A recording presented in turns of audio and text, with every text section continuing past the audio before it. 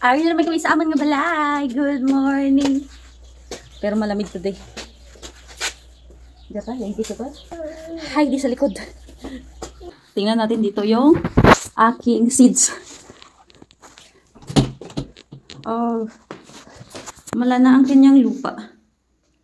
So, karon punyagan ko na siya. Mami. Ito pala yung area na lilinisan ko today. Bali yung ibang mga flowers dito is tinanggal ko na. Nilagay ko doon sa may likod.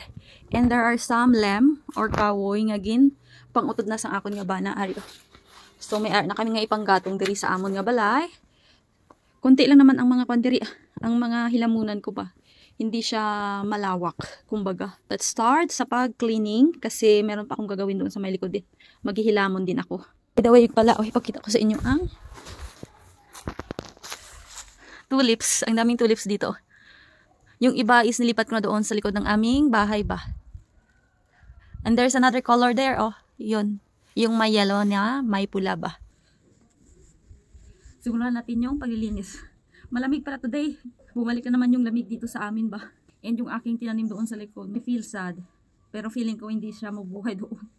Yung una kong tinanim. So unpredictable talaga yung weather dito sa Romania ba. Spring na. At magsa-summer na nga, pero yung ibang place dito, nagaulas ng snow. Mabuti na nga lang sa amin lamig, pero yung mga pananim ko talaga nasira.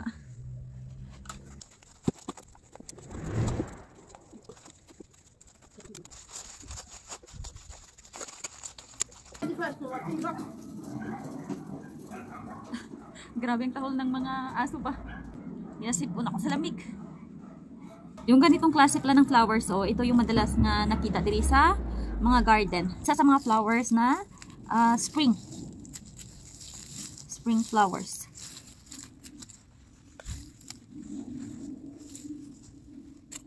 Ito yung roses nga gintrim sang akon nga bana. Nag-bloom na sila.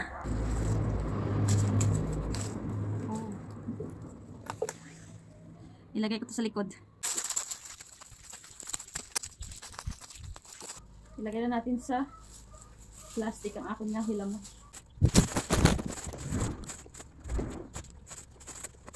Sa 3/4 na ang akong nga nahilamunan. So, kailangan ko siyang tutusin today.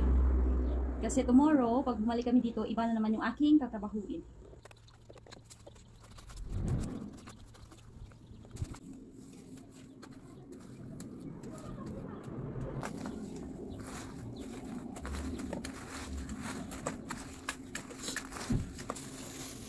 Kapag spring season dito, ito yung season na linis time ba?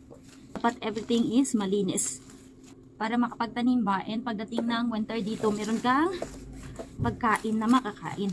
You don't need to bili ng bili ba?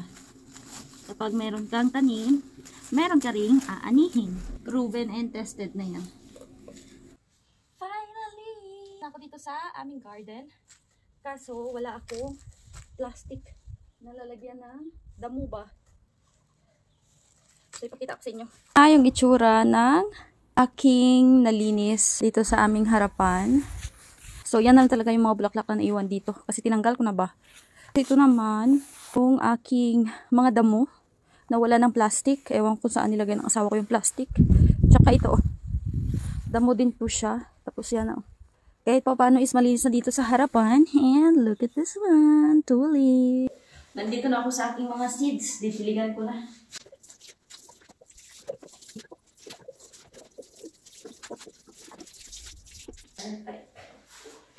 Pagod ako sila mo.